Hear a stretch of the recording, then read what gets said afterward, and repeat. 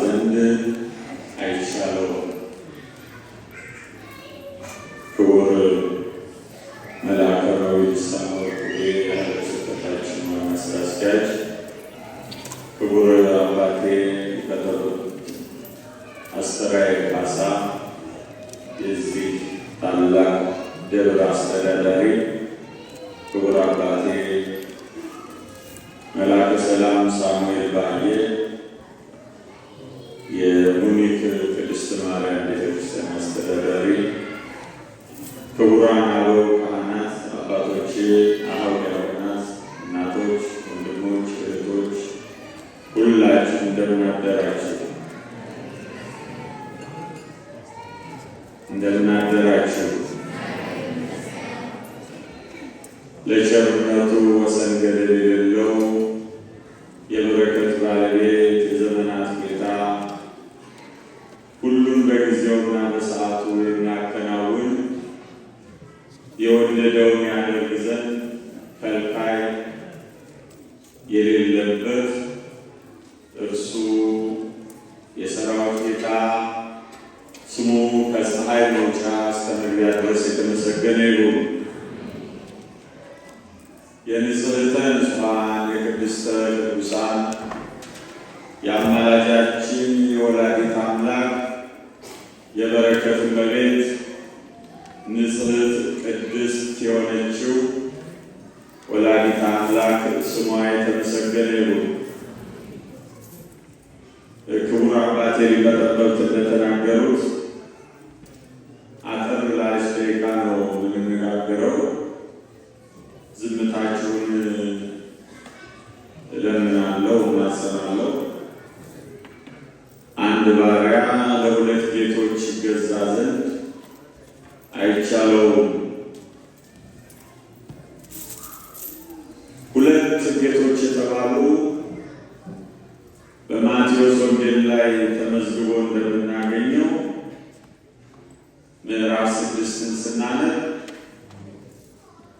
ዓለምን ካለመኖር ወደ መኖር ያመጣ ፈጥሮ የሚገዛ አምሳያ ተወዳዳሪ የሌለው አምላካችንና በዚህ ምድር ላይ ሰውን የሚያፋጀው፣ የሚያባላው፣ የሚያጋድለው፣ የሚያስተላልቀው ሀብት፣ ንብረት፣ ገንዘብ ሆነው እናገኛቸዋለን። ሰው ለእነኚህ ለሁለት ነገሮች ሊገዛ አይችልም። ለአንዱ ይታዘዛል፣ ለሌላኛው አይታዘዝም። ለአንዱ ይገዛል፣ ለሌላኛው አይገዛም። ለሁለቱ በአንድ ጊዜ ሊገዛ አይችልም ነው ያለው። እውነትም ነው። ሰው ለገንዘብ የሚገዛ ከሆነ፣ ገንዘብን በላዩ ላይ ካሰለጠነ፣ በገንዘብ ፍቅር ከተነደፈ የክርስቶስ ሊሆን አይችልም። የክርስቶስ ከሆነ ደግሞ አላፊ ጠፊ ለሆነ ነገር አይንበረከክም፣ አይሸነፍም፣ በላዩ ላይ አያነግሰው። አላፊ ጠፊ ለሆነው ነገር ብሎ ከወንድሙ ከእህቱ ከወገኑ ጋር አይጣላም። ድሃ አይበድልም፣ ፍርድ አያጓድልም፣ ኃጢአት አይሰራም። የዛሬዋ ሰንበት ማን ነው የምትባለው? ማነች? በቅድስና ይኖራል ማለት ነው። ኃጢአት ሳይሰራ በደል ሳይሰራ በቅድስና ይኖራል። እንግዲህ ለሁለት ጌቶች መገዛት አይቻላችሁም። ለአንደኛው ለእውነተኛው ጌታ አላፊ ጠፊ ላልሆነው ዓለም ሳይፈጠር ለነበረው ዓለምንም አሳልፎ ለሚኖረው ለእርሱ ተገዙ ማለት በቅድስና ኑሩ ማለት ነው። ቅድስና ምንድን ነው? ቅዱስ ማለት ምንድን ነው? ዛሬ በዐቢይ ጾም ካሉት ሰንበታት መካከል የዛሬቱ ቅድስት ስንል በሴት አንቀጽ የተለየች፣ የከበረች፣ የተወደደች፣ ያማረች ብለን የተሰየመ ምንድን ነው? ቅዱስ ማለት የተለየ የከበረ የሚወደድ ማለት ነው። እግዚአብሔርን ቅዱስ እግዚአብሔር እንላለን። ንጽሕተ ንጹሐን እናታችንን ቅድስት ድንግል ማርያም እንላለን። ቅድስት ኪዳነ ምሕረት እንላለን። ቅዱሳን መላእክት፣ ቅዱሳን ሰማዕታት፣ ቅዱሳን ጻድቃን ብለን እንጠራለን። ለምን? ቅዱስ ማለት የተለየ ስለሆነ። ከምን የተለየ? ከኃጢአት፣ ከበደል፣ ከክፋት፣ ከሞት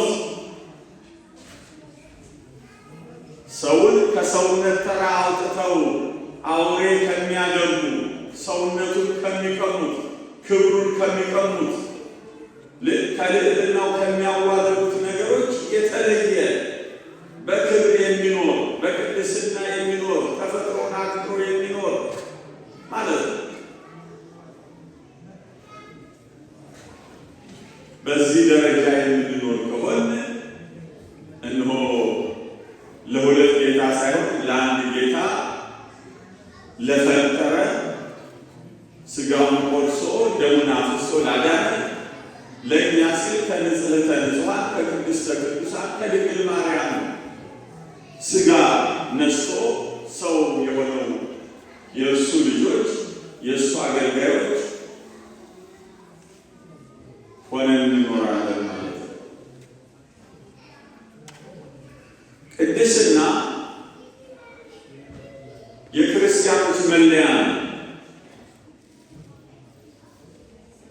ዛሬ በቅዳሴው ላይ የነበራችሁ ሰዎች እነሆ ሁለተኛው ዲያቆን ንፍቁ ዲያቆን የቅዱስ ጴጥሮስን መልእክት ሲያነብ እኔ ቅዱስ ነኝና እናንተም ቅዱሳን ሁኑ ተብሎ እንደተጻፈ በቅድስና በተፈጠራችሁበት ሕይወት ለቅድስና ተፈጥራችኋልና በቅድስና ኑሩ ነው ያለው።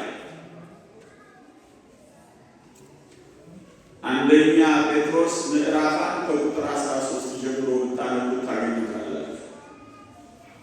ለቅድስና በቅድስና ተፈጥራችኋልና በቅድስና ኑሩ። በቅድስና መኖር ምንድን ነው ጥቅሙ ካል በዚህ ምድርም በሰማያትም ታላቅ ጥቅም አለ። ዛሬ እኮ ኪዳነ ምሕረት እናታችን ቃል ኪዳን ተቀብላለች። የቃል ኪዳኗ በረከት ተካፋይ ሆናለን ብለን የተሰበሰብነው በቅድስና ስለኖረች ቅድስተ ቅዱሳን ስለሆነች ከተቀደሱ የተቀደሰች ከተለዩ የተለየች አምሳያ ተፎካካሪ አቻ የሌላት ከፈጣሪ በታች ከፍጡራን በላይ እንደሷ የሆነ የሌለ ስለሆነች ወላዲተ አምላክ ስለሆነች ነው የተሰበሰቡ። ቅድስና በረከት ስለሚያሰጥ፣ ቅድስና የእግዚአብሔር ባለሟል ስለሚያደርግ፣ ስለዚህ በቅድስና ልንኖር ይገባናል ወገኖች። በቅድስና ካልኖር የሁለተኛው ጌታ ሎሌዎች ከሆነ ሕይወታችን አያምርም። በዚህ ምድር በሰማያትን ቦታ ስፍራ አይኖረን። በዚህም በጉስቁልና ተዋርደን ቀለን አንሰን ኮስሰን ነው የምንኖረው። በሰማያትን እናንተ የአባቴ ብሩካን የሚለውን መልካም ቃል የመስማት ዕድል አይኖረን። ቅድስና ምንድን ነው? እስቲ ሕዋሳቶቻችንን እንፈትሻቸው። የተቀደሱ ናቸው ወይ? ቅድስና ማለት ከክፉ ይልቅ ለበጎ መሰለፍ ነው ብለናል። ልባችን የሚያወጣው የሚያወርደው የሚያሰላስለው የሚያመላልሰው ምንድን ነው? በጎ ነገር ለመስራት፣ የተራበ ለማብላት፣ የተጠማ ለማጠጣት፣ የወደቀ ለማንሳት፣ ያዘነ ለማጽናናት፣ ወይንስ የቆሙትን ለመጣል፣ የተደሰቱትን ለማስለቀስ፣ የከበሩትን ለማደህየት በየትኛው ያለው እጃችን የሚዘረጋው የወደቀውን ለማንሳት ነው? የተራበውን ለማብላት ነው? የተጠማውን ለማጠጣት ነው? ወይስ ለመቀማት ወይስ ለመማታት? አንደበታችን ያዘንን ለማጽናናት የምንመክርበት ነው? ወንጌል የምንሰብክበት ነው? የምስራች የምንነግርበት ነው? የተጣላ የምናስታርቅበት ነው? ወይስ ሐሜት፣ ወሬ፣ አሉባልታ፣ ወንድምን ከወንድም የሚለያየ ነገር የምንናገርበት ነው? እግራችንስ ወዴት ነው የሚገሰግሰው? ወደ ቤተ መቅደስ ለምስጋና፣ የታመመ ለመጠየቅ፣ የታሰረ ለመጎብኘት፣ ወይስ ወደ ዘፈን፣ ወደ ሆታ፣ ወደ ኃጢአት ቦታ፣ ወደ ዝሙት፣ ወደ ርኩሰት ቦታ ወዴት ነው የምንሄደው? ቅድስና ይሄ ነው። በቅድስና መኖር ያሸልማል።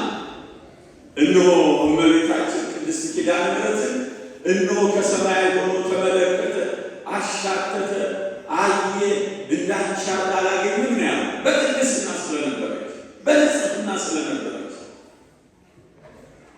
እኛም እግዚአብሔር አይኖች እንዲያዩ ከፈለግን በቅድስና መኖር አለን። በቅድስና አለመኖር ሰላምን ያጠፋል። በቅድስና አለመኖር አገርን ያጠፋል።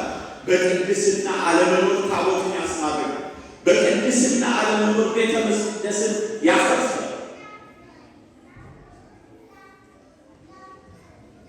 ዛሬ የብዙዎች ትዳር ፈርሷል በቅድስና መኖር ባለመቻል። ዛሬ የብዙዎች ሕይወት ለደዌ፣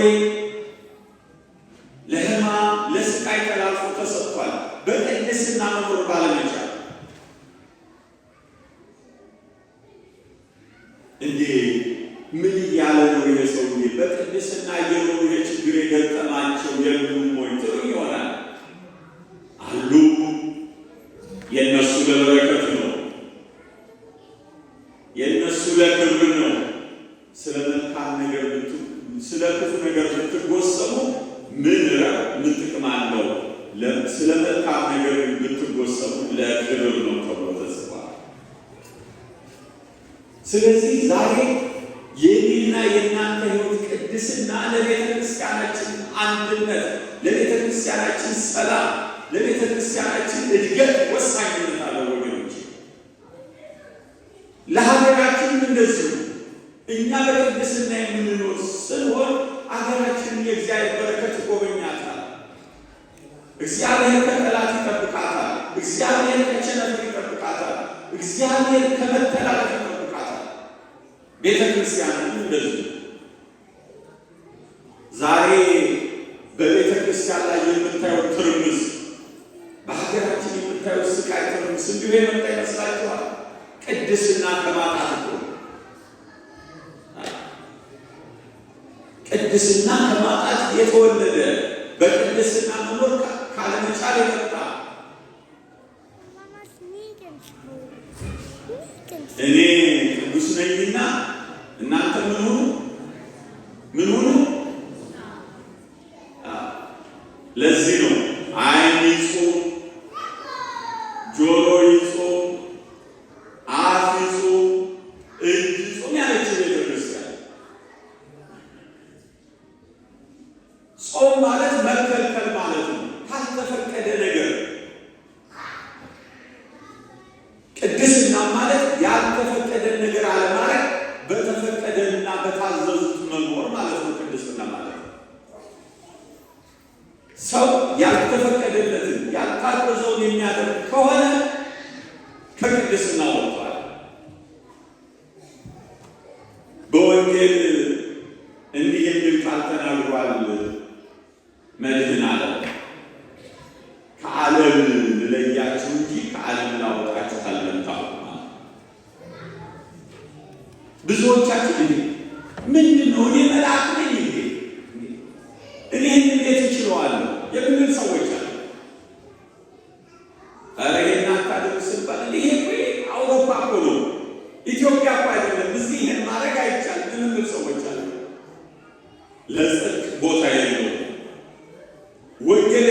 የተያዘችው ለኢትዮጵያ፣ ለአውሮፓ፣ ለእስያ፣ ለአፍሪካ፣ ለላቲን አሜሪካ አይደለም፣ ለሁሉ ነው፣ ለዓለም ሁሉ። ቀኖናት ይለዋወጣሉ። ቀኖናት እንደ ቦታው እንደ ጊዜው ይሰራሉ። ባለቤት አላቸው፣ የሚሰራቸው የሚያበጃቸው። ቅድስና ግን ቦታ፣ ስፍራ፣ ጊዜ፣ እውቀት፣ ሀብት አይለያም። ሁሉ በቅድስና እንዲኖር ታዟል።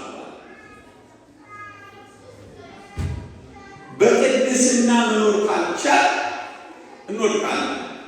ቤተ ክርስቲያን የምትለውን መስማት አቅቶን በራሳችን ፍላጎት የምንሄድ ከሆነ አውሮፓ እኮ ነው የምንል ከሆነ ሕግ አክብሩ፣ በስርዓት ኑሩ ስትባሉ ይሄ ብቻ አይደለም። እኔ እኮ ሰው ነኝ፣ ወንድምህ በድሎሃል እና ይቅር በል ሲባል እኔ እኮ ሰው ነኝ እንዴት ይችለዋለሁ?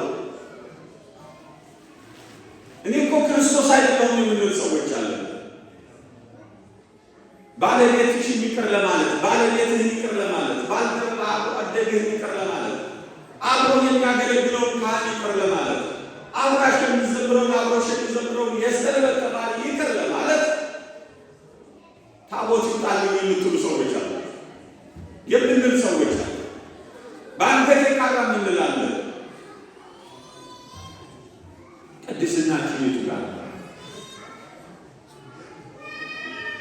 መለየታችን የቱ ጋር ነው? በቅድስና መኖር ማለት ይሄን ሁሉ ያካትታል። በዚህ ደረጃ በቅድስና ራሳችንን ካልፈተሽን የእግር መመላለስ፣ ቅዳሴ ጸበል ጠጥቶ መሄድ፣ ታምረ ማርያም ሰምቶ መሄድ ብቻ አይደለም። በቅድስና በንስሐ ኖሮ ቅድስና